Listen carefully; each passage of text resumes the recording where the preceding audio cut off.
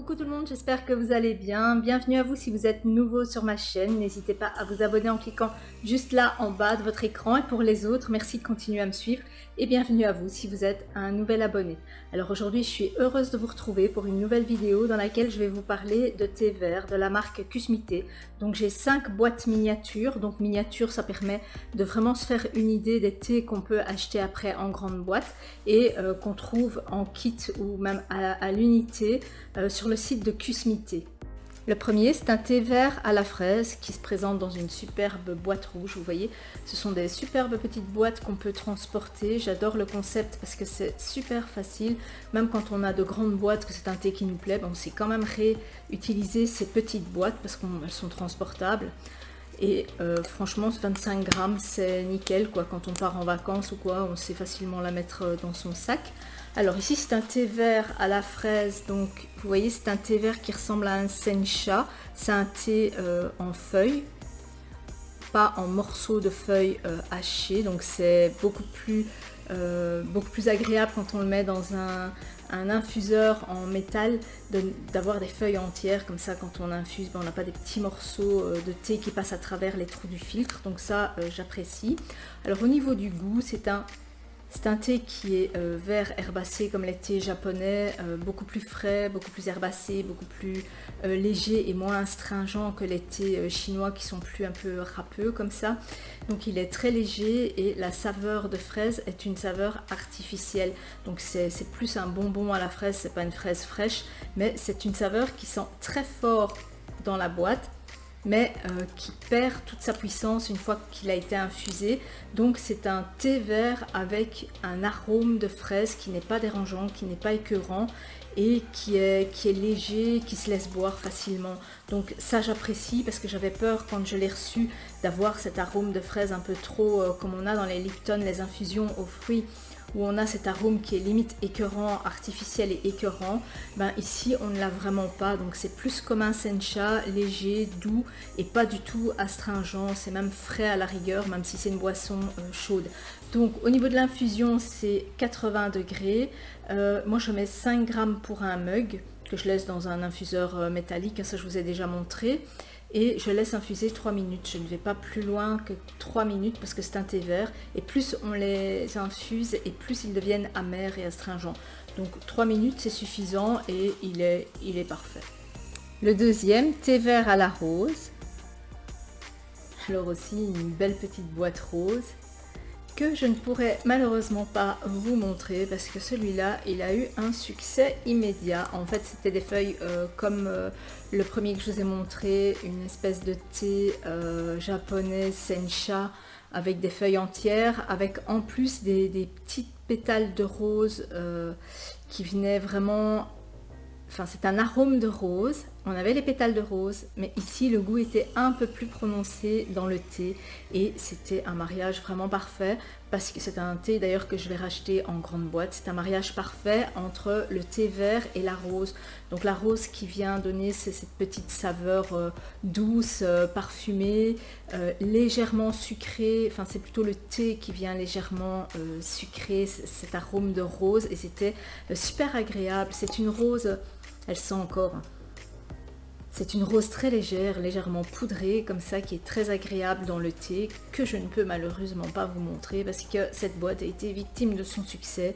C'était vraiment un thé super agréable. Donc ici, pour tous les thés verts, 80 degrés, j'en mets aussi 5 grammes pour un mug et je l'ai laissé infuser 3 minutes. Je dépasse jamais 3 minutes. C'est pareil pour tous les thés verts chez moi de la marque Kusmi, donc 3 minutes c'est juste idéal.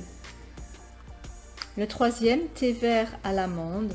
Bon, je suis pas trop fan de cette couleur jaune vert cacadois, mais bon. Soit, c'est un thé vert juste aromatisé, donc il n'y a pas de mélange dedans. Et c'est un thé vert de Chine, d'ailleurs, ça se voit. Regardez, ici on a des feuilles, alors qu'ici on voit qu'il y a des espèces de petites boules comme ça. Ça ressemble à du gunpowder. Donc c'est du thé de Chine qui est beaucoup plus fort, beaucoup plus astringent, beaucoup plus râpeux. Dès que vous dépassez le temps d'infusion, c'est limite imbuvable tellement ça devient amer. Donc ici, faut vraiment pas en mettre trop et 4 grammes pour une tasse, c'est largement suffisant parce que ce sont des thés qui sont beaucoup plus forts, beaucoup plus râpeux. Alors au niveau de l'arôme, on ne sent quasiment pas, une fois que c'est infusé, on ne sent quasiment pas l'arôme de l'amande. On le sent à l'odeur, mais pas quand on le boit. Ce sont vraiment des thés qui sont aromatisés. Donc l'arôme se libère par la chaleur et on ne le sent pas quand on le boit. C'est pas comme celui à la rose où on sentait vraiment ce mélange de thé vert, thé japonais donc plus doux, et de rose, comme s'il y avait eu une infusion de feuilles de rose, alors qu'ici c'est vraiment un arôme. Donc ça c'est différent, et si vous laissez votre boîte trop longtemps avec le couvercle ouvert ou même trop longtemps dans une armoire, l'arôme s'évapore et il n'y a plus que le thé vert. Ici je le sens encore légèrement, c'est une boîte qui a 3-4 mois et l'arôme a quand même un peu disparu, mais je le sens quand même parce que j'ai un nez... mais c'est pas assez quoi, ça ressemble plus à un gunpowder. Alors thé vert, gingembre, citron. Et ici, ça ressemble aussi à un thé chinois.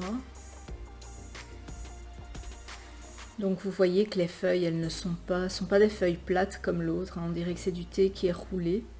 Et l'odeur est caractéristique des thés, genre aussi gunpowder. Ce qui est dommage chez Kusmi, c'est qu'ils ne mettent pas l'origine des thés. Quand ce sont des thés parfumés comme ça, on n'a pas l'origine des thés. Donc il faut vraiment le deviner au goût. Et c'est pas un de mes préférés non plus. Donc celui à l'amande et celui-ci ne font pas partie de mes préférés parce que ce sont des thés qui sont beaucoup plus amers et astringents, qui sont beaucoup plus forts, qui sont beaucoup plus verts. Même si les autres sont avec une odeur fraîche herbacée, il y a ce frais dedans qu'on ne retrouve pas ici, je trouve. C'est un peu plus piquant, un peu plus fort, un peu plus vif comme ça.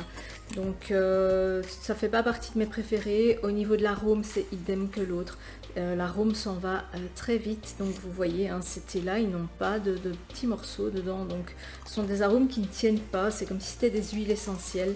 Et c'est un peu dommage parce que on arrive très vite à juste avoir que du thé vert. Donc acheter du thé vert sans arôme, faut pas trop l'intérêt. Donc celui-ci, non, je ne le rachèterai pas non plus parce que je l'ai trouvé un peu décevant, pas assez aromatisé et un peu trop puissant pour moi. Et le petit dernier, le thé vert à la menthe nana. Alors la menthe nana, c'est de la menthe marocaine. Et franchement, celui-là, je l'adore. Il a aussi été victime de son succès. Je ne sais pas si vous verrez. C'est aussi du thé gunpowder. Donc c'est du thé avec lequel on fait généralement le thé à la menthe. Mais le mariage de la menthe nana, qui est une menthe très forte, très aromatisée, très aromatique même, genre chlorophylle. Moi, ça me fait vraiment penser au chic à la chlorophylle. Et là, ça sent merveilleusement bon. Alors ici, même si ce sont des arômes, le thé est très très très parfumé et on n'est pas écrasé par le goût du gunpowder. On a vraiment ce parfait mélange entre la menthe très aromatisée, très fraîche et le côté vif et puissant du gunpowder. Donc ici c'est un mariage parfait. Si vous aimez les thés à la menthe, celui-ci je vous le conseille vivement parce que c'est un thé qui est très très très aromatisé et qui laisse une sensation de fraîcheur et de dynamisme vraiment, parce qu'après avoir bu ce thé, non seulement on digère bien, mais on a la pêche parce que c'est un thé vraiment revitalisant. Par contre, je vous le déconseille après 16 heures parce que c'est assez tonique. Et franchement, celui-là ne m'a pas du tout déçu et c'est un que je rachèterai aussi. Donc mes deux préférés dans ces petites miniatures de thé vert, c'est vraiment le thé à la rose et le thé à la menthe nana, qui ressemble très fort à un thé marocain, à un vrai thé marocain et pas à ces thés qui sentent légèrement la menthe. Ici c'est vraiment un thé limite chlorophylle, donc c'est super agréable et c'est super frais, et surtout en cette saison, en été, même froid, il est vraiment nickel. Donc ici je le laisse infuser aussi 3 minutes, j'en mets 4 grammes pour un mug et pas 5 grammes comme je fais généralement avec les thés verts, parce que c'est quand même un thé qui est vachement puissant. Alors la semaine prochaine, je vous présenterai la même série de thés, donc 5 thés noirs de chez Kusmi, aromatisés aussi. Donc vous verrez, il y en a qui sont juste aromatisés et d'autres qui contiennent des morceaux d'épices ou même des morceaux de fruits qui sont plus caractéristiques de thé parfumé, de vrai thé parfumé et de pas de thé aromatisé. Donc je vous présenterai tout ça. J'espère que cette vidéo vous aura plu et je vous dis à très bientôt pour de nouvelles vidéos sur les bougies, sur les thés, et je pense aussi vous parler de séries Netflix, mes séries préférées, mes films préférés.